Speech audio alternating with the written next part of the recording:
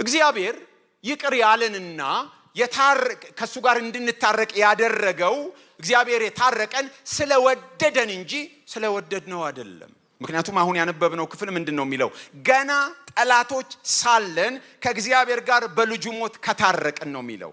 እግዚአብሔር የታረቀን ከሱ ጋር ያስታረቀን ምኖች ሳለን ነው? ጠላቶች ሳለን ነው። ስለዚህ እግዚአብሔር ስለወደደን እንጂ እግዚአብሔርን ስለወደድነው አይደለም። ጌታ የሞተው የማንወደድ የነበርነውን እንድንወደድ ለማስቻል አይደለም። ቀድሞ ነገር ገና ኃጢአተኞች ሳለን፣ ገና ጠላቶች ሳለን እግዚአብሔር ምን አድርጎን ነበር ማለት ነው? ወዶን ነበር። ገና ጠላቶች ሳለን ነው የሚለው። ኢየሱስ የሞተልን እግዚአብሔር እንዲወደን አይደለም። እግዚአብሔር ስለወደደን ነው ኢየሱስ የሞተልን። እግዚአብሔር ስለወደደን ነው ልጁን የላከልን። ልጁ በመስቀል ላይ የሞተው እንጂ ልጁ በመስቀል ላይ ስለሞተልን አይደለም እግዚአብሔር የወደደን። ስለዚህ የልጁ ለኛ መሞት የእግዚአብሔር ፍቅር መገለጫ ነው እንጂ እግዚአብሔር እንዲወደን ማድረጊያ አይደለም። ኃጢአተኞችን እየወደደ ኃጢአትን የሚጠላ አምላክ ስላለን ኃጢአታችን ቢያስከፋውም እንኳን እኛን ከመውደድ የታቀበበት ጊዜ አልነበረም። እግዚአብሔር ሰዎችን ሁሉ ይወዳል። እግዚአብሔር ከቀራንዮ መስቀል በፊትም ባላንጣችን አልነበረም። እግዚአብሔር ከቀራንዮ መስቀል በፊት ጠላታችን አልነበረም። እግዚአብሔር ኃጢአትን ይጠላል፣ እኛን ግን ይወዳል፣ ኃጢአተኞችን ይወዳል። ስለዚህ ልጁን ገና ኃጢአተኞች ሳለን እንደኛ እንዲሞት በማድረግ ጠላትነትን አስወገደ። ዮሐንስ 3:16 የሚነግረን እንዴት ነው? እግዚአብሔር አንድያ ልጁን እስኪሰጥ ድረስ ዓለሙን ምን አድርጓል? ወዷል። ዓለምን ተቆጥቶ አይደለም ልጁን የሰጠው። በዓለም ላይ በመቆጣቱ አይደለም ልጁን የላከው። ዓለምን ሲል በዚህ አውድ በዮሐንስ 3:16 ሰዎችን በመውደዱ ምክንያት እግዚአብሔር አንድያ ልጁን ምን አደረገ? ሰጠ። ከፍቅር የተነሳ ነው እንጂ እግዚአብሔር ከቁጣ አይደለም ልጁን የሰጠን። ከክርስቶስ ሞት የተነሳ ያገኘነው እርቅ ግን የጠላትነት ማብቃት ብቻ አይደለም። እግዚአብሔር በኃጢአተኞች ልብ ውስጥ ፍቅሩን እንዳፈሰሰ እዚሁ መጽሐፍ ቅዱስ ምዕራፍ 5 ቁጥር 5 ላይ ነገረናል። እንደዚህ ይላል፣ በተሰጠንም በመንፈስ ቅዱስ የእግዚአብሔር ፍቅር በልባችን ስለፈሰሰ ተስፋ አያሳፍርም። በልባችን የሞላው የእግዚአብሔር ጥላቻ ነበር። በልባችን የሞላው ከእግዚአብሔር ጋር ጠብ ነበር። በልባችን ያለው ከእግዚአብሔር ጋር ጥል ነበር። በክርስቶስ ሞት ከታረቀን በኋላ በመንፈሱ በልባችን ምኑን አፈሰሰ ይላል? ፍቅሩን አፈሰሰ ይላል። ስለዚህ ያገኘነው መታረቅ ብቻ አይደለም፣ ከመታረቅ የተሻገረ ነገር አግኝተናል። አባካኙን ልጅ እናስታውሳለን። አባካኙ ልጅ ሲመለስ ምን እያለ ነበር የተመለሰው? እንደው አባቴ ጋር ብመለስ እንደ ባሪያው እንኳን በሆን ነው ያለው። አባትየው ሮጦ ሄደና አቀፈው። አባትየው ነው የሮጠው፣ ሮጠና አቀፈው። ከዛ በኋላ ታረቁ። አለቅ አይደለም የሚለን። እንደው ታሪኩን ስናነበው ግር የሚለን ነገር አለ። የሆነ ኦሎምፒክ ሪከርድ ሰብሮ የተመለሰ ነው የሚመስለው ልጁ። በአንገቱ የወርቅ እንትን አጠለቀለት አይደለም፣ ጌጠኛ ልብስ አለበሰው። ድግስ ተደግሷል። መመለስ ብቻ ሳይሆን መታረቅ ብቻ ሳይሆን ተጨማሪ ነገር ነው ልጁ ያገኘው። ያልነበረ ነገር ነው የተጨመረለት። የልጁ ፍላጎት እንደ ባሪያ መሆን ብቻ ነው። አሁን ግን እንደ ባሪያ ብቻ ሳይሆን እንደ ልጅም ነው። እንደ ልጅ ብቻ ሳይሆን ደግሞ የተመለሰለት። ከዛ በኋላ የሆኑ ነገሮች አድርጎ ተፈትኖ ከዛ በኋላ የሆነ ነገር ተሰጥቶት ኃላፊነቱን ይወጣል አይወጣም፣ ይሄ ሰውዬ ተለውጧል አልተለወጠም፣ የሆኑ ክፉ ልማዶች ለምዶ መጥቷል፣ ያ ነገር መራገፉ ይጣራ አልተባለም። የመጣ ቀን በአንገቱ ምን አደረገለት? ሜዳሊያ ያጠለቀለት። ጌጠኛ ልብስ አለበሰው። ገና እኮ አልታጠበ ሊሆን ይችላል። ገና እኮ የሲጋራ ሱሱ አልተቆረጠ ሊሆን ይችላል። ገና እኮ እዚህ ጫት ምናምን ሊኖርበት ይችላል። ገና የሆነ ነገሩ ስለመጣሉ ስለመቀየሩ እንኳን አናቅም። ልጁ ልቡ ወደ እግዚአብሔር ሲመለስ አባትየው ምን አደረገለት? ጨመረለት። ስለዚህ እግዚአብሔር እርቅን መፈጸም ብቻ ሳይሆን በመንፈስ ቅዱስ በኩል ፍቅሩን በልባችን ምን አደረገ? አፈሰሰ ይላል። በዚህ ሁሉ ውስጥ ግን የእርቁ ተቀባዮች በጉዳዩ ላይ አንዳችም መዋጮ የለንም። ቁጥር 1 እሱን ነው የሚነግረን። እንግዲህ በእምነት ከጸደቅን በእግዚአብሔር ዘንድ በጌታችን በኢየሱስ ክርስቶስ ሰላምን እንያዝ በማለት ይነግረናል። እግዚአብሔር ወዳጆቹ አድርጎናል። ከሚመጣው ፍርድ ታድጎናል። ጠላቶች ሳለን ከእግዚአብሔር ጋር በልጁ ሞት ከታረቅን ይልቁንም ከታረቅን በኋላ በሕይወቱ እንድናለን ነው የሚለን። ስለዚህ በፍርድ ቀን ፍርድ አያገኘንም። እንዲያውም በትንሣኤ ቀን ሁላችን አዲስ አካል ለብሰን የኃጢአት ብልሽት ተወግዶ ነፃ ነው ምን ሆነው። በፍርድ ቀን ፍጥረት ሁሉ የተፈጠረው ፍጥረት ሁሉ በእግዚአብሔር ፍርድ በነጭ ዙፋን ፊት ሲቆም በጓሮ በር አይደለም የምንገባው። ተሸፋፍነን በጓሮ በር ምናምን አምልጡ አይደለም የምንባለው። ፍጥረት ሁሉ እያየ በአደባባይ በቀጥታ የእግዚአብሔር ልጆች ታጥበው የነጹ ልጆች ተብለን የእግዚአብሔር ቤተሰቦች ተብለን በክብር የምንገባ ሰዎች ነን። እግዚአብሔር ጠላቶቹ ሳለን ከወደደን፣ ጠላቶቹ ሳለን ልጁን ከላከልን፣ ወዳጆቹ ስንሆንማ እንዴት ነው የሚያደርገን? ለጠላቶቹ ልጁን የሰጠ፣ ለጠላቶቹ ሳይሰስት አንድ ልጁን የሰጠ፣ ልጆቹ ለሆኑ ለታረቃቸው ቤተሰቦቹ ለሆኑ የገዛ ልጁ ለገዛ ልጁ ሳይራራ የሰጠ ሌላውንስ ነገር እንዴት አይሰጠንም? አሁንማ ወዳጆቹ ነን፣ ጠላቶቹ ሳለን ልጁን ከሰጠን። ስለዚህ እርቅ የተፈጸመው በክርስቶስ ሞት ነው። ይሄ የሚነግረን እንደሱ ነው።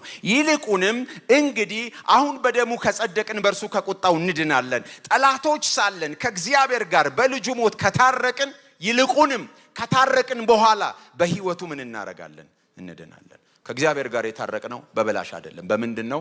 በልጁ ሞት ከታረቅን ይላል ሐዋርያው ጳውሎስ። ሁለተኛውን ክፍል ደግሞ ስለ እርቅ የሚያወራው በሁለተኛ ቆሮንቶስ ምዕራፍ 5 ላይ ነው።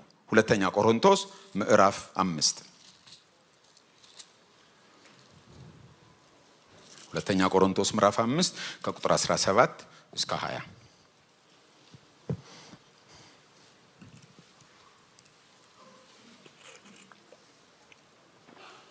ስለዚህ ማንም በክርስቶስ ቢሆን አዲስ ፍጥረት ነው። አሮጌው ነገር አልፏል፣ እነሆ ሁሉም አዲስ ሆኗል። ነገር ግን የሆነው ሁሉ በክርስቶስ ከራሱ ጋር ካስታረቀን፣ የማስታረቅም አገልግሎት ከሰጠን ከእግዚአብሔር ነው። እግዚአብሔር በክርስቶስ ሆኖ ዓለሙን ከራሱ ጋር ያስታርቅ ነበርና በደላቸውንም አይቆጥርባቸውም ነበር፣ በእኛም የማስታረቅ ቃል አኖረ። እንግዲህ እግዚአብሔር በእኛ እንደሚማልድ ስለ ክርስቶስ መልእክተኞች ነን። ከእግዚአብሔር ጋር ታረቁ ብለን ስለ ክርስቶስ እንለምናለን። ከዚህ ክፍል 3 ነገሮችን መረዳት ይቻላል። በመጀመሪያ ደረጃ ተነሳሽነቱ እንደ ሁሉም ነገር ከማን ነው? ከእግዚአብሔር ነው። ምክንያቱም ምንድን ነው ያለን? የሆነው ሁሉ በክርስቶስ ከራሱ ጋር ካስታረቀን፣ የማስታረቅን አገልግሎት ከሰጠን ከእግዚአብሔር ነው። ስለዚህ የመጀመሪያው ነገር ተነሳሽነቱን የወሰደው ማን ነው? እግዚአብሔር ነው። የሆነው ሁሉ የሆነው በእግዚአብሔር ነው የሚለን። እርቁ በእኛና በእርሱ መካከል በጋራ የተፈጸመ አይደለም። እኛና እግዚአብሔር በአንድነት ተንቀሳቅሰን እርቅ የፈጸምነው አይደለም። የጋራ ስራ አይደለም። በእርሱ ተጀምሮ በእኛም የተጨረሰ አይደለም። ሁሉን ያደረገው ከመጀመሪያ እስከ መጨረሻ ከጅማሬ እስከ ፍጻሜ የማን ስራ ነው? የእግዚአብሔር ስራ ነው። እኛና እግዚአብሔር አልሰራነውም። እግዚአብሔር ጀምሮ እኛ አልጨረስነውም። እግዚአብሔር ራሱ ጀምሮ እግዚአብሔር እርሱ ራሱ ነው የፈጸመው። ይሄ ነው ጸጋ የሚባለው። ሙሉ በሙሉ የማን ስራ ነው? የእግዚአብሔር ስራ ነው። ጨርሶ ነው እግዚአብሔር ያቀረበልን። ተነሳሽነቱ የእግዚአብሔር ነው። መካከለኛው ራሱ እግዚአብሔር ነው። የፈጸመውም እግዚአብሔር ነው። እርቁ በመስቀል ላይ አልቋል። በዚህ ክፍል መሰረት የኛ ድርሻ የተሰራውን ነገር ምን ማድረግ ነው? መቀበል ነው። ቁጥር 18 የሚነግረን እንደሱ ነው። ሁለተኛው ደግሞ እግዚአብሔር ዓለሙን ከራሱ ጋር ያስታርቅ ነበር እንጂ ራሱን ከዓለም ጋር ሲያስታርቅ አልነበረም። እንደዚህ ነው የሚለው። ስለዚህ ማንም በክርስቶስ ቢሆን አዲስ ፍጥረት ነው፣ አሮጌው ነገር አልፏል፣ እነሆ ሁሉም አዲስ ሆኗል። ነገር ግን የሆነው ሁሉ በክርስቶስ ከራሱ ጋር ካስታረቀን ነው የሚለው። እኛን ከራሱ ጋር ነው ያስታረቀን እንጂ እግዚአብሔር ራሱ ከኛ ጋር አይደለም የታረቀው። ይህ ክፍል እንደሚነግረን እግዚአብሔር ራሱን ከኛ ጋር ነው ያስታረቀን። እግዚአብሔር ከዓለም ጋር ታረቀ አልተባለም። ዓለም ከእግዚአብሔር ጋር ታረቀ አልተባለም። እግዚአብሔር ዓለምን ማለትም እኛን ከራሱ ጋር ምን ያደርግ ነበር? ያስታርቅ ነበር። ጠላትነቱ ያለው በእኛ በኩል ነው።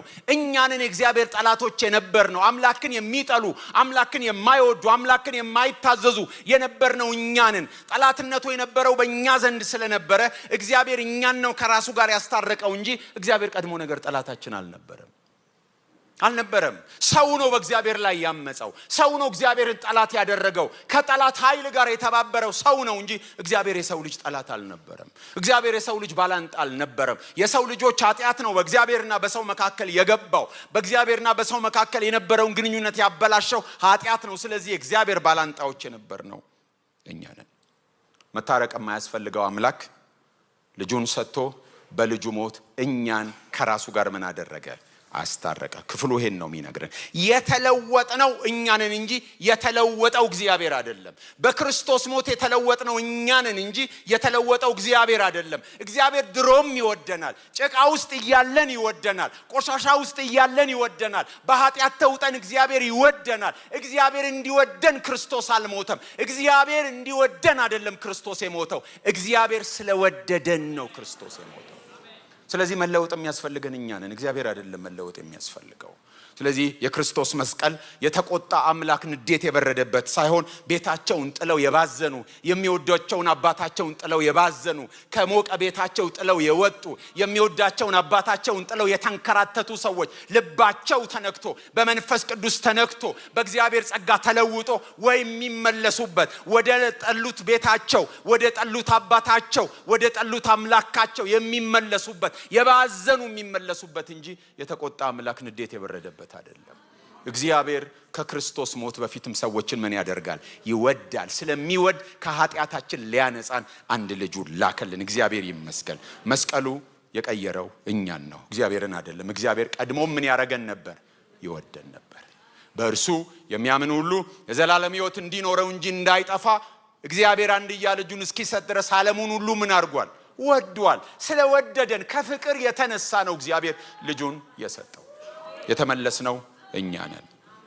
እግዚአብሔር ልጁን የሰጠን ዓለምን ወዶ እንጂ ዓለምን ተቆጥቶ አይደለም። እግዚአብሔር የሰጠን እግዚአብሔር የወደደን ስለታረቀን አይደለም። ገና ጠላቶቹ ሳለን አይደለም የሚለው። ስለዚህ ስለታረቀን አይደለም የወደደን፣ ስለወደደን ነው እግዚአብሔር የታረቀ። ፍቅሩ ነው የሚቀድመው፣ ጸጋ ነው የሚቀድመው። ፍቅሩ የእርቅ መንስኤ እንጂ የእርቅ ውጤት አይደለም። ስለታረቅነው አይደለም የወደደን። ገና ጠላቶች ሳለን እግዚአብሔር ምን አደረገን? ወደደን። በዚህ ጉባኤ እግዚአብሔርን ያልታረቃችሁ ሰዎች፣ በዚህ ጉባኤ እግዚአብሔርን አምላካችሁ አድርጋችሁ ወደ ልባችሁ ያላስገባችሁ ሰዎች እግዚአብሔር ይወዳችኋል። እግዚአብሔር ልጁን የሰጠላችሁ ስለወደዳችሁ ነው። ይወዳችኋል እግዚአብሔር። ስለዚህ እግዚአብሔር እንዲወዳችሁ አይደለም የምትመጡት። እግዚአብሔር ስለሚወዳችሁ ፍቅሩን ኤክስፒሪየንስ እንድታረጉ የእግዚአብሔርን ቸርነት ኤክስፒሪየንስ እንድታረጉ ስለሚወዳችሁ ልጁን ልኮላችኋል። እንድትመጡ ትጋበዛላችሁ። ነገር ግን በደላችሁ በእናንተና በአምላካችሁ መካከል ለይታለች፣ እንዳይሰማም ኃጢአታችሁ ፊቱን ከእናንተ ሰውሮታል እንደሚል ኢሳይያስ 59:2 ላይ ኃጢአት ነው በእግዚአብሔርና በሰው መካከል የገባውና የእግዚአብሔርን ፍቅር የሸፈነብን። ስለዚህ ከኃጢአታችን የተነሳ በመካከል የነበረው ነገር ስለተበላሸ እግዚአብሔርን ጠላ ነው። ነገር ግን እግዚአብሔር ልጁን ልኮ በልጁ ሞት ከኃጢአት አንጽቶ በእኛና በሱ መካከል የነበረውን ጠላትነት አስወግዶ እኛን እግዚአብሔር ከራሱ ጋር ምን አደረገ? አስወገደ። ኃጢአት በመካከል ከተወገደልን ፍቅሩን በቀጥታ መቀበልና ማጣጣም እንችላለን ማለት ነው። እርሱ ለኛ የነበረው ምልከታ ከመጀመሪያም ፍቅር ነው። ኃጢአት በመግባቱ ግን እግዚአብሔርን የሚጠላን ይመስለን ነበረ። ኃጢአት በመካከል በመግባቱ ስለ እግዚአብሔር ትክክለኛ ኢሜጅ አልነበረንም፣ ትክክለኛ ምስል አልነበረንም። እግዚአብሔር የሚጠላን፣ እግዚአብሔር የማይወደን፣ እግዚአብሔር የማይፈልገን ነበር። እግዚአብሔር የማያየን፣ እግዚአብሔር የማይሰማን፣ እግዚአብሔር ላለንበት ሁኔታ ግድ የሌለው ይመስለን ነበር። ኃጢአት በመካከል ስለነበረ እግዚአብሔር ኃጢአትን በልጁ ሞት ሲያስወግደው ስናይ ፊቱ እንደ ፀሐይ ያበራል። ስናይ በስስት ነው የሚያየን፣ ስናይ በፍቅር ነው የሚያየን። ለካ ለኛ ግድ አለው፣ ለካ ለኛ ያስባል። እግዚአብሔር ለካ ይከታተለናል፣ እግዚአብሔር ይጠብቀናል። ባልፈለግነው ዘመን እንኳን እግዚአብሔር ከስንት አደጋ እንደጠበቀን የሚገባን በመካከል የነበረው ግድግዳ ሲወገድ ነው። እግዚአብሔር ጠላታችን ሆኖ አያውቅም። እኛንን የእግዚአብሔር ጠላቶች የነበር ነው። እኛንን እግዚአብሔርን የጠላ ነው። እኛንን በኃጢአታችን ምክንያት የእግዚአብሔርን ትክክለኛ ገጽታ ማየት ተቸግረን የነበረው እግዚአብሔር ግን በልጁ ሞት ያንን ነገር አስወገደው። የጠፋው ልጅ ከቤት ከወጣ በኋላ የአባትየው ፍቅር አልተለወጠም። አባትየው ደጅ ነበር የሚያየው። የአባትየው ልብ አልተለወጠም። ድሮም በቤት እያለ የወደው ነበር። የጠፋው ልጅ ከቤትም ወጥቶ አባትየው ይወደው ነበረ። አባትየውን አልፈልግም ያለው ልጁ ነው። ልጁ ሲመለስ አባቱን አባብሎ የአባቱን ሐሳብ ማስቀየር አልነበረበትም። አባትየው ሁሌ ምንድን ነው? ልቡ ከልጁ ጋር ነው። አባትየው ሁሌ ልቡ እንደተከፈተ ነው። እጆቹን እንደዘረጋ ነው። የተለወጠው ማን ነው? አባትየው ነው ወይስ ልጅየው ነው? ልጅየው ነው የተለወጠው። የጠፋው ልጅ ታሪክ እንዲያውም ሙሉ አይደለም። ምክንያቱም አባትየው ልጁ ተጸጽቶ እስኪመለስ ድረስ ጠበቀ። አባትየው ወደ ልጁ አልሄደም፣ ልጁን ፍለጋ አልወጣም። እግዚአብሔር ግን እንደዛ አልነበረም። ልጁን ፍለጋ ወጣ። የጠፉ ልጆቹን፣ የባዘኑ ልጆቹን፣ ኃጢአት የወሰዳቸው ልጆቹን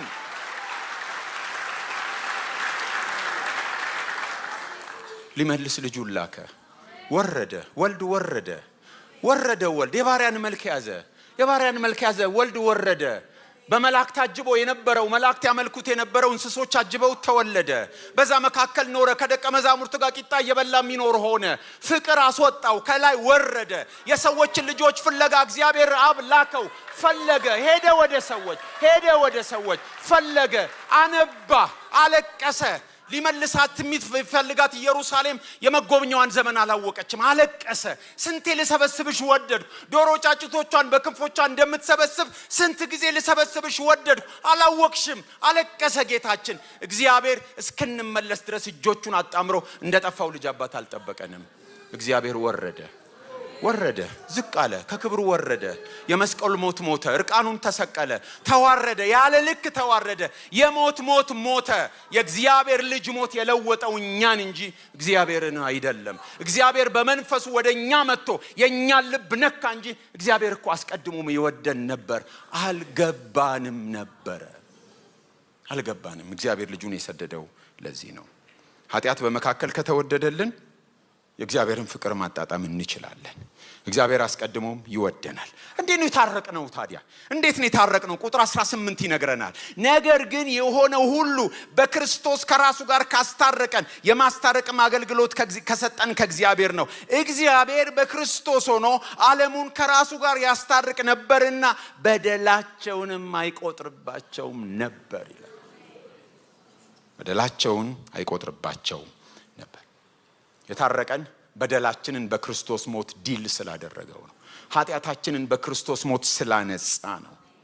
እግዚአብሔር በክርስቶስ ሞት የሰራውን ስራ ሰራና ኃጢአታችንን መቁጠር ተወ። በደላቸውን አይቆጥርባቸውም ነበር። መቁጠር ተወ። እግዚአብሔር በክርስቶስ ሞት ምክንያት ከኃጢአት ስላነጻን። ስለዚህ በመስቀል ደም የተፈጸመው ነገር ተራ ነገር አይደለም። ተነሳሽነቱ የእግዚአብሔር ነው። ከኛ የተደረገ አንዳችም አስተዋጽኦ የለም። በጸጋው ነው ሁሉ ነገር የሆነው፣ በስራ አይደለም። የእግዚአብሔር ጸጋ ነው። እግዚአብሔር ነው የጀመረው። እግዚአብሔር ነው መካከለኛ የሆነው። እግዚአብሔር ነው የፈጸመው። ሁሉን ሰርቶ የጨረሰው እግዚአብሔር ነው። የኛ ስራ የተሰራውን በእምነት መቀበል ብቻ ነው። አንሰራውም። የሰራው ማን ነው? እርሱ ነው። ሶስተኛው ሐሳብ አለ ብያለሁ። ሶስተኛው ሐሳብ በመጨረሻም ሐዋርያቱ የማስታረቅን አገልግሎት ለሌሎች እያደረሱ ይህን አገልግሎት ይጋራሉ።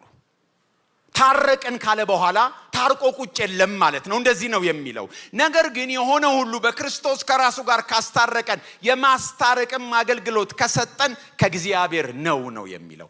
አስታረቀን እግዚአብሔር በክርስቶስ ዓለምን ከራሱ ጋር አስታረቀና ከዛ በኋላ ምን አደረገ? የማስታረቅን ቃል በእኛ አኖረ። የማስታረቅን ስራ በእኛ ላይ ጨመረ። በእኛም የማስታረቅን ቃል አኖረ።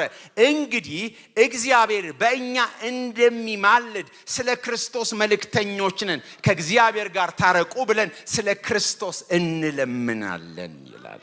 ስለዚህ እኛ ታርቀናል፣ እናንተም ታረቁ ማለት አለብን ማለት ነው።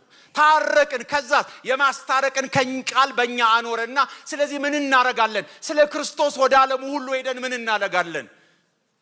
ከእግዚአብሔር ጋር ታረቁ ብለን ስለ ክርስቶስ እንለምናለን። እኛ ታርቀናልና ምን በሉ? ታረቁ። ታርቆ ቁጭ የሚባል ነገር የለም። ታርቆ መዘመር ብቻ ሳይሆን ታረቁ ብለን መለመን አለብን። ሁሉን የፈጸመው እግዚአብሔር ነው። ሁሉን የሰራው እግዚአብሔር ነው። እግዚአብሔር የሰራውን እንቀበላለን። የኛ ድርሻ ምንድን ነው? የተቀበልነውን ለሌሎች ማድረስ ነው። ታረቁ ብለን እናዛለን። ከፍታ ላይ ሆነን ቁልቁል እያየናቸው ይሄ ያልዳነ ህዝብ ሁሉ ይሄ ምናምን እንድናለን አይደለም የሚለው። ምንድነው የሚለው? ቁጥር 20 እንግዲህ እግዚአብሔር በእኛ እንደሚማልድ ስለ ክርስቶስ መልእክተኞች ነን። ከእግዚአብሔር ጋር ታረቁ ብለን ስለ ክርስቶስ እንለምናለን። ለማኞች ነን። ታረቁ ብለን እንለምናለን። ከከፍታ ስፍራ ሳይሆን ከትህትና ስፍራ ዝቅ ካለ ቦታ እንለምናለን። ሌላውን ቁልቁል እናያለን ሳይሆን ሐዋርያው ጳውሎስ ምንድነው የሚለው? እንለምናለን። እኛ ሰዎች ከእግዚአብሔር ጋር እንዲታረቁ ለማኞች ነን። እኛ ሰዎች ከእግዚአብሔር ጋር እንዲታረቁ ዝቅ ብለን በትህትና በፍቅር እሱ እንደሱ ስለሆነ ያቀፈን እኛም ያንን እንገልጣለን። እግዚአብሔር በቁጣ ከላይ ሆኖ አይደለም፣ ዝቅ ብሎ ስለሆነ እኛ ከሱ ጋር እንድንታረቅ ያደረገን፣ እኛም በተራችን ከእግዚአብሔር ጋር ታረቁ ብለን እንለምናለን። በአንድ በኩል እርቁ ተፈጽሞ አልቋል፣ ተቀብለናል። በሌላ በኩል ደግሞ የተፈጸመውን እርቅ ለሌሎች ተቀበሉ፣ እርቁ አልቋል፣ ተቀበሉ፣ እባካችሁ ታረቁ ብለን እንለምን። እግዚአብሔር አይደለም ለመታረቅ የሚለመነው፣ ሰዎች ናቸው እግዚአብሔር የሰራውን እርቅ እንዲቀበሉ የሚለመኑት።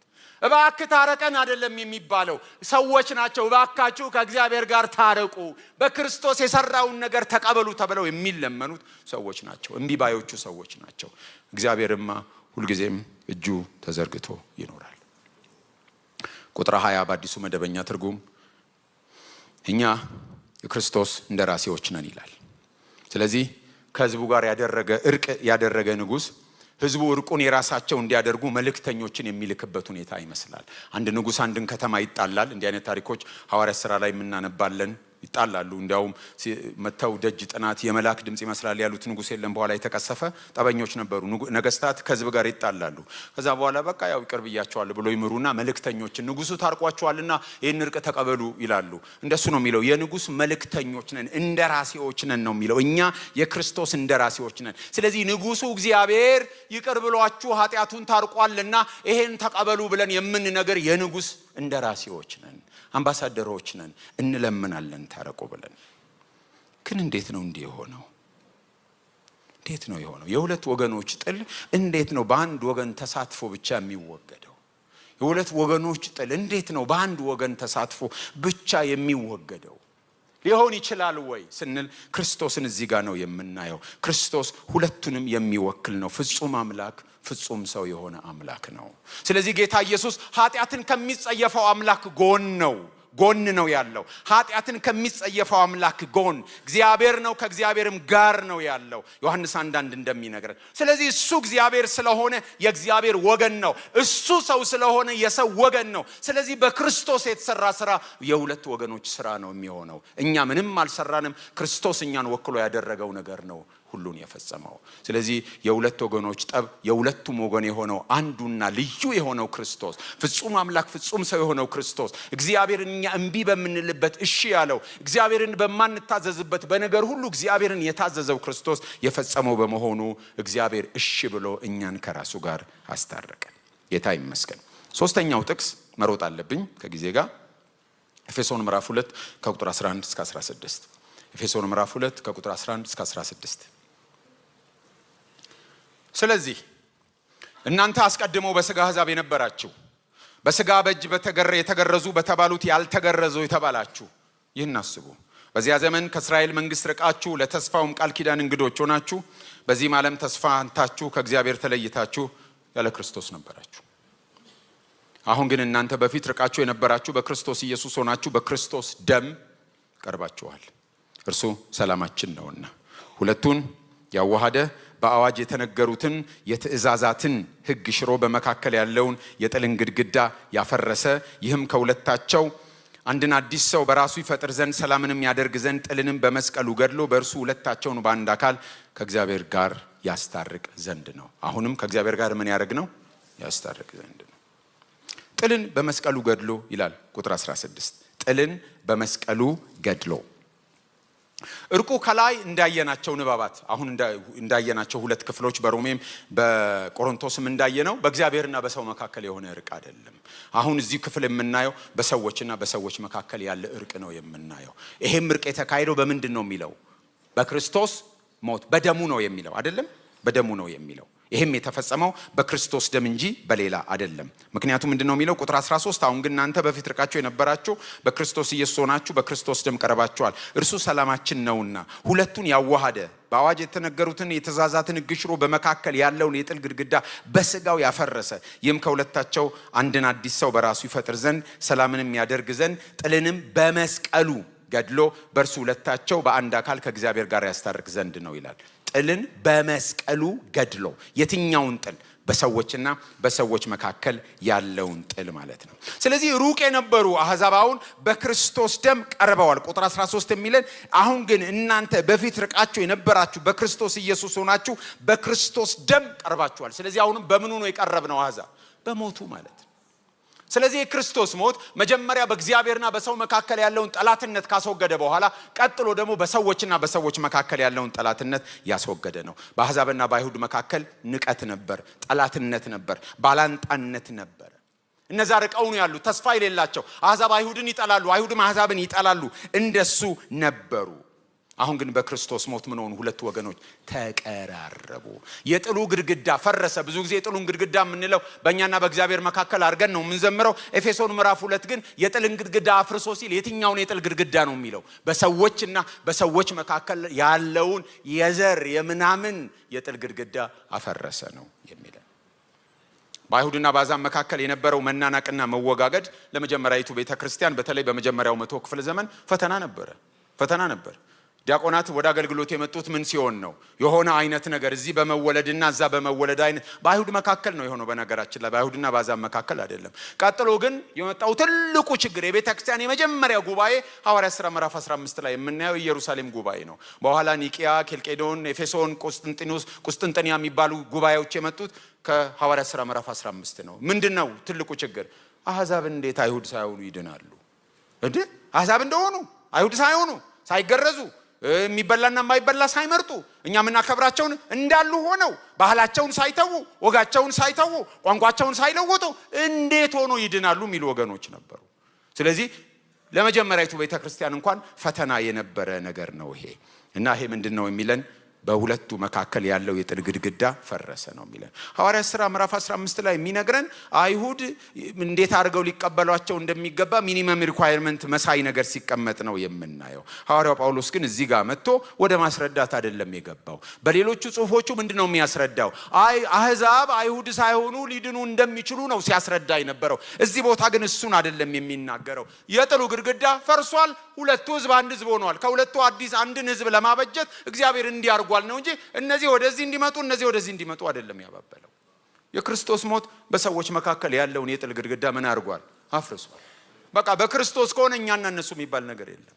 በክርስቶስ ከሆነ እኛና እነሱ የሚባል ልዩነት በቅዱሳን መካከል ሊኖር አይገባም። ለዚህ ምሳሌዋ ቤተክርስቲያን ናት። ቤተክርስቲያን የጥል ግድግዳ የሚፈርስባት ስፍራ ናት። ድነት የግለሰቦች ጉዳይ ብቻ ሳይሆን በዋናነት ድነት የሕዝብ ጉዳይ ነው።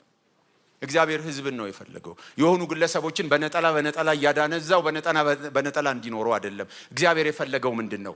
ሕዝብ ነው የፈለገው። ስለዚህ አሕዛብንና አይሁድን አንድ ሕዝብ አድርጎ ክርስቶስ ንጉሥ ሆኖ የእግዚአብሔር ፈቃድ እየተፈጸመ የእግዚአብሔር መንግስት ጉዳይ እየተገለጠ የሚኖርበት እንዲሆን ነው የፈለገው።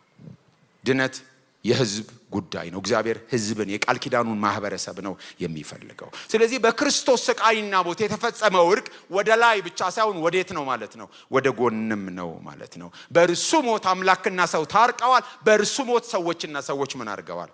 ታርቀዋል። ይህንን ይቅርታ የተቀበሉ ደግሞ ለሌሎች መስጠት አለባቸው። እንዴት ነው የምንታረቀው ከተባለ እርስ በርሳችሁ ቸሮችና ሩሮች ተባባሉ፣ እግዚአብሔርም በክርስቶስ ይቅር እንዳላችሁ ምን ሁኑ? ይቅር ተባባሉ ነው የሚለው። ስለዚህ እኛ አንድ ሕዝብ የምንሆነው በምንድን ነው? በደልን በመቁጠር ሳይሆን ይቅር በመባባል ነው። እሱ በደላቸውን አይቆጥርባቸውም ነበርና እንደተባለ በደላችንን ይቅር በማለት ከሱ ጋር ከታረቅን እኛም ደግሞ ከሌላው ጋር የምንታረቀው የሰዎችን በደል ምን በማለት ነው? ይቅር በማለትና በይቅርታ ነው። አባትየውን የሚወዱ ልጆቹንም ይወዳሉ። እኔን ከወደዳችሁ ልጆቼን መውደድ ግዴታ አለባችሁ። ሞክሩኝ እስቲ። ልጆቼን ጠልታችሁ ሞክሩኝ እና እኔ የምወዳችሁ መስላችኋል? አይታሰብም። እግዚአብሔር ልጆቹ ያረጋቸውን ሰዎች በሆኑ መስፈርቶች አግልለን በሆኑ መስፈርቶች ወደዛ ገፍተን በሆኑ መስፈርቶች አግልለናቸው ማዕት ግድግዳ በመካከል ገንብተን አባታቸው የሚደሰት ይመስላችኋል? አይደሰት። ወደ ላይ የታረቁ ወደ ጎንም መታረቅ አለባቸው። ምርጫ አይደለም፣ ይሄ ግዴታ ነው። ወደ ላይ ከታረቁ ወደ ጎን መታረቅ ግዴታ ነው። ይቅር የተባሉ ይቅር ማለት አለባቸው። አለበለዚያ እንደዛ ባሪያ ነው የሆነው። ሊከፍለው የማይችለው ዕዳ የነበረበት ሰው ዕዳውን ከፈለለት እኮ አይደለም የሚለው፣ ተወለት ነው የሚለው። በቃ ተወለት። ግን ሌላኛውን ሰው ይቅር ማለት አቃተው። እንደሱ እንዳንሆን ማለት ነው። አባትየውን የሚወዱ ልጆቹን መውደድ አለባቸው። እርቅ ወደ ላይም ወደ ጎንም ነው። ስለዚህ ተጣልተው የተራራቁ ግለሰቦች በክርስቶስ ሞት ይታረቃሉ። የክርስቶስ ሞት ህዝብን ከህዝብ ጋርም የሚያስታርቅ ነው። ጠላትነት ቀርቶ መግባባት መስፈን አለበት። ወደ መጨረሻው ጥቅስ ሄጄ ቶሎ ጨርሳለሁ። ቆሎሳይስ ምዕራፍ 1 ቁጥር 20 እስከ 22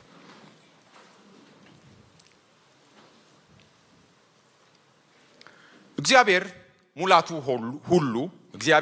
ሁሉ በእርሱ እንዲኖር በእርሱም በኩል በመስቀሉ ደም ሰላም አድርጎ በምድር ወይም በሰማያት ያሉትን ሁሉ ለራሱ እንዲያስታርቅ ፈቅዷልና እናንተንም ነውርና ነቀፋ የሌላችሁና ቅዱሳን አድርጎ በእርሱ ፊት ያቀርባችሁ ዘንድ በፊት የተለያችሁትን ክፉ ስራችሁን በማድረግ በሐሳባችሁ ጠላቶች የነበራችሁትን አሁን በስጋው ሰውነት በሞቱ በኩል አስታረቃችሁ ይላል።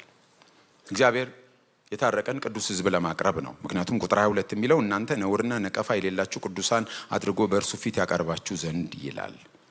ስለዚህ ቅዱሳን እንድንሆን ነው። ኃጢአትን ይቅር ብሎ ኃጢአተኛን ባለበት መተው አያዋጣም። ቁጥር 22ን ያነበብኩት አሁን ቆሎሳይስ 1:22 ኃጢአትን ይቅር ብሎ ኃጢአተኛው ሳይለወጥ ቢቀር ለነገ አደጋ ማሳደር ነው፣ አደጋ ነው። ስለዚህ ቅዱሳን ሊያደርገን ነው።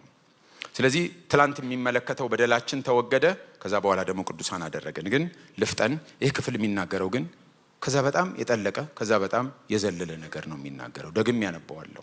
እግዚአብሔር ሙላቱ ሁሉ በእርሱ እንዲኖር በእርሱም በኩል በመስቀሉ ደም ሰላም አድርጎ በምድር ወይም በሰማያት ያሉትን ሁሉ ለራሱ እንዲያስታርቅ ፈቅዷልና። በምድር ወይም በሰማያት ያሉትን ለራሱ እንዲያስታርቅ ፈቅዷልና። ሰምታችሁኛል? በምድር ወይም በሰማያት ያሉትን ምን እንዲያደርግ ነው? ለራሱ እንዲያስታርቅ ፈቅዷልና። ስለምንድነው የሚያወራው ሐዋርያው ጳውሎስ?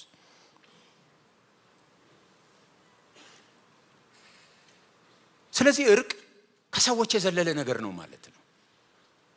የሰዎች ጉዳይ ብቻ አይደለም። ኃጢአት ሰዎችን ብቻ አይደለም የሚያበላሸው፣ መላ ዓለሙ ዩኒቨርሱ አጽናፈ ዓለሙ ነው በኃጢአት የተበላሸው። ምክንያቱም ቅድም እንዳልነው ኃጢአት ሲገባ ምድር ራሷ ምን ሆነች? ተረገመች። እሾህና አሜከላ የምታበቅል ሆነች። ሰው ብቻ አይደለም በኃጢአት የተበላሸው፣ ፍጥረት ሁሉ ተቃወሰ። መላው ፍጥረት ነው የተቃወሰው። ሮሜ 8 እንደሚነግረን ፍጥረት በመበስበስና በጥፋት ርኩሰት ተያዘ። ስለዚህ መላው ዓለም ነው በኃጢአት የተበከለው። ኃጢአት ወደ ዓለም ሲገባ ሰዎች ብቻ አይደሉም በኃጢአት የተበከሉት፣ መላው ፍጥረት ነው የተበከለው። ስለዚህ በክርስቶስ ሞት ምክንያት የተወገደው ከእግዚአብሔር ጋር የታረቀው መላው ዓለም ነው ማለት ነው። መላው ዓለም ስል ዩኒቨርሱን ፍጥረታትንም ጭምር ማለት ነው። ርኩሳንን፣ ሰይጣንን፣ መናፍስትን ማለት አይደለም። መጽሐፍ ቅዱስ ስለሱም በግልጽ ነው የሚነግረን። የሰው ልጅ መውደቅ ብልሽቱ የሰው ልጅ ብቻ አይደለም። የሰው ልጅ መውደቅ ብልሽቱ የመላው ፍጥረት ነው። ሮሜ 8ን እናነባለን። ሮሜ 8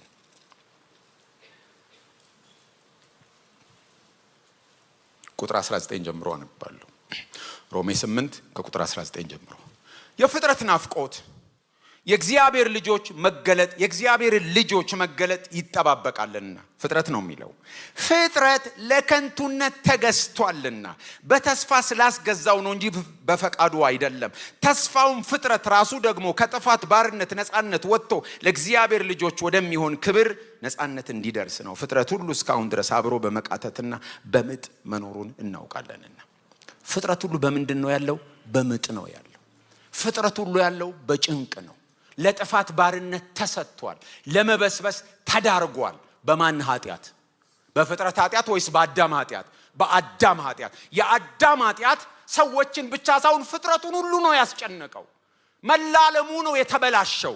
ኃጢአት በመላ ዓለሙ ነው የገባው። በአየሩ ላይ ሁሉ አለቃ ሆኖ የሚሰሩ መናፍስት አሉ። ስለዚህ በአየሩ ላይ ያለው ነገር ሁሉ ነው የተበላሸው። መላው ፍጥረት በምን ውስጥ ነው ያለው? በጭንቅ ውስጥ ነው ያለው። በስቃይ ውስጥ ነው ያለው። በማን ኃጢአት? በአዳም ኃጢአት። ስለዚህ የአዳምን ኃጢአት አስወግዶ የሰዎችን ኃጢአት አስወግዶ ሰዎችን ወደ ሙላት ሲያመጣቸው ፍጥረት ሁሉ የእግዚአብሔርን ልጆች መገለጥ ምን ያደርጋል? ይጠባበቃል። ለምንድን ነው የሚጠባበቀው? ከጥፋት ባርነት ከመበስበስ ነፃነት ወጥቶ ለእግዚአብሔር ልጆች የሚኖራቸው ነፃነት ያይ ዘንድ ነው የሚለው። ፍጥረት ሁሉ በጥፍሩ ቆሞ የሚጠብቀው የኛን መለወጥ ነው። የእግዚአብሔር ልጆችን ይጠባበቃል መገለጥ። የመጨረሻው ዘመን ደርሶ ሰዎች ክርስቶስን መስለው፣ ሰዎች አዲስ አካል ለብሰው፣ ሰዎች መጀመሪያ እንደተፈጠሩበት መጀመሪያ እንደነበራቸው ንጽህና ከዛ የተሻለ ቦታ ሆነው ዓለምን እንደገና ከእግዚአብሔር በታች ሆነው እንደ ባላደራ ሲያስተዳድሩ ፍጥረት ሁሉ ምን ይሆናል? ነፃ ይሆናል። አሁን ፍጥረቱን ሁሉ እኮ ወንዙን ምን በክለው እኛ፣ ዛፉን ምን ቆርጠው እኛ፣ አደን ብለን በመውጣት ወንድነታችንን ጀግንነታችንን ለማስመስከር ጨፍጭፈን ስንቱ እንስሳት ከምድር ጠፍቶ ለመጥፋት የተቃረቡ እንስሳት ተብለው የሚመጡት በማን ዳፋ ነው? በእኛ ዳፋ። በኬሚካል የሚበከሉ ነገሮች ሁሉ በማን ዳፋ ነው? በእኛ ዳፋ። አንዴ ኒኩለሩን አንዴ ምኑን እዛ ስናረግ ፍጥረት ሁሉ የሚበላሸው በማን ነው? በእኛ ዳፋ። ኦዞኑ የሚቀደደው በማን ነው? በእኛ ዳፋ። የሚሆነው ሁሉ የሚሆነው በማን ነው? በእኛ ዳፋ ነው። ይሄ ሁሉ ፍጥረት ግን በጭንቆ ነው። መሬትን ብትሰሟት ጭንቅ ላይ ናት፣ እሪ ብላ ናፍቆት ናት። ለምን? በጥፋትና በመበስበስ ባርነት ተይዛለች። ናፍቆቷ ምንድን ነው? እነዚህ ሰዎች ድነው፣ እነዚህ ሰዎች እንደ መጀመሪያ ለአዳም ግዛ እንደተባለው በንጽህና በቅድስና እግዚአብሔርን በመፍራት በባላደራነት እግዚአብሔር እንደፈጠራቸው ሲያስተዳድሩ ያኔ እፎይ ይላለው ብላ በጥፍሯ ቆማ በጭንቅ ተይዛ ምን እያረገች ነው? እየተጠባበቀች ነው የሚለው። ስለዚህ የክርስቶስ ሞት ሰዎች ከእግዚአብሔር ጋር የሚታረቁበት፣ ሰዎች ከሰዎች ጋር የሚታረቁበት ብቻ ሳይሆን መላው ፍጥረት ምንም የሆንበት ነው። ከመበስበስና ከጥፋት ነፃነት ወጥቶ እፎይ የሚልበት ነው። የኛው ኃጢአት ዳፋ ነው ያበላሸው። እግዚአብሔር የተበላሸውን ዓለም ሁሉ የሚያስተካክለው በክርስቶስ ሞት ነው። የክርስቶስ ሞት የሆኑ የግለሰቦች መዳን ብቻ አይደለም። የኔ እናንተ መዳን ብቻ አይደለም። አዎ የኛ ከኃጢአት አዘቅት መውጣት፣ የኛ ከሰይጣን ባርነት መውጣት፣ የኛ ከቆሻሻ ህይወት መውጣት፣ ከኛ ከዲያብሎስ እስራት መውጣት፣ የእግዚአብሔር ልጆች መሆን፣ የእግዚአብሔር ሕዝብ መሆን ነው። እውነት ነው። የኛ እርስ በርስ መታረቅ ነው። እውነት ነው። የክርስቶስ ሞት ግን የማታ አዲስ ሰማይ አዲስ ምድር እንዲኖር የሚያደርግ የማታ በጥፋት ባርነትና በመበስበስ የተያዘው ፍጥረት እፎይ የሚልበትን ነገር የሚያመጣ ነው። እግዚአብሔር ሁሉን ነገር ያስተካክላል። በሰማይ በምድር ያለውን ሁሉ በክርስቶስ ይጠቀልላል። ክርስቶስ በመላ ዓለሙ ላይ ይነግሳል። እግዚአብሔር ሁሉን ያደረገው የዲያብሎስን ስራ ሊያፈርስ ነው። የዲያብሎስን ስራ ሊያፈርስ የእግዚአብሔር ልጅ ተገለጠ ነው የሚለው። የዲያብሎስ ስራ በሰዎች መካከል በፍጥረቱም ላይ ይገለጣል። እግዚአብሔር ያንኑ ነገር እንደገና መልሶ መጀመሪያ እንደነበረው ያበጀዋል። እግዚአብሔር ፌል አያደርግም። የሆነ ፕሮጀክት ልንሰራ ሲያቀተን ልንተው እንችላለን። እግዚአብሔር እንደሱ አይነት አምላክ አይደለም። ተበላሸብኝ ምን አረጋለሁ ብሎ የሚተው ሳይሆን እንደገና በሌላ መንገድ ሰርቶ መጀመሪያ ካሰበው የተሻለ ቦታ ላይ አድርጎ ሐሳቡን የሚፈጽም አምላክ ነው። የኛ ድርሻ መቀበል ነው። የኛ ድርሻ መስማማት ነው። ሁሉን ሰርቶ ጨርሷል። ከእግዚአብሔር ጋር ብንስማማ፣ እግዚአብሔርን ብናነግስ፣ በነገራችን ሁሉ ለእግዚአብሔር ብንገዛ እኛ መዳን ብቻ ሳይሆን ሌሎችም እንዲድኑ እየለመንን ከኛ የተነሳ ፍጥረት ሁሉ ምን ይላል? እፎይ ይላል። እግዚአብሔር በክርስቶስ የሰራው ጥልቅ ነገር ነው። በክርስቶስ ሞት እግዚአብሔር የሰራው መላ ዓለሙን አጽናፈ ዓለሙን ሁሉ የሚለውጥ እንደገና የሚያበጅ እንደገና የሚሰራ ፍጥረትን ከጥፋት ባርነት ነፃ የሚያወጣ የሚገርም ስራ ነው እግዚአብሔር የሰራው። ይሄንን በምንም መልኩ ብናስበው ቋንቋ የሚገልጠው ነገር አይደለም። የዛሬ 2000 ዓመት በቀራንዮ መስቀል ላይ የተሰራው ስራ እንዲሁ ክርስቶስ ሞተ ብለን የምናልፈው ነገር አይደለም። ከአእምሯችን የሚጠልቅ ነገር የተሰራበት መለኮታዊ ምስጢር ነው። እግዚአብሔር በዛ ውስጥ ተካፋዮች ስላደረገን ከፍቅሩ የተነሳ እግዚአብሔር ከና ኃጢአታችን በነበርንበት ጊዜ ልጁን ልኮ በልጁ ሞት ስላዳነንና ወደፊት ደግሞ በድንቅ ከክሱ ጋር አብረን ነክሰን መላውን ዓለም ስለምንገዛ እግዚአብሔርን እናመሰግናለን፣ እንጸልያለን። በዚህ ጉባኤ ውስጥ አላችሁ ህይወታችሁን ለክርስቶስ ያልሰጣችሁ ሰዎች፣ በተለያየ ማመንታት ውስጥ ያላችሁ ሰዎች አላችሁ። እግዚአብሔር ይወዳችኋል። እግዚአብሔር ጠላታችሁ አይደለም። እግዚአብሔር ባላንጣችሁ አይደለም። ይፈልጋችኋል። እግዚአብሔር ይወዳችኋል። ከክፉ ነገር እየጠበቀ ያቆማችሁ እግዚአብሔር ለዚህ ቀን ነው። ዛሬን አይቶላችሁ ነው። ከእግዚአብሔር ጋር ታረቁ ብለን እንለምናለን። ለማኞች ነንና እኛ እግዚአብሔር የሰራላችሁን እንድትገነዘቡ የምንለምን ሰዎች ነን። የመዳን ቀን ዛሬ ነው። ካላችሁ እጃችሁን አሳዩን። በዚህ መካከል በዚህ ጉባኤ ካላችሁ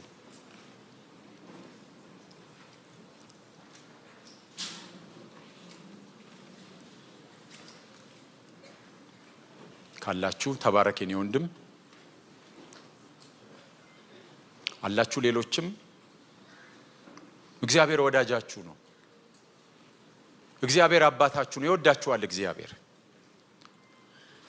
ክርስቶስ የሞተው እግዚአብሔር ስለሚወዳችሁ እንጂ እግዚአብሔር እንዲወዳችሁ አይደለም። ይወዳችኋል።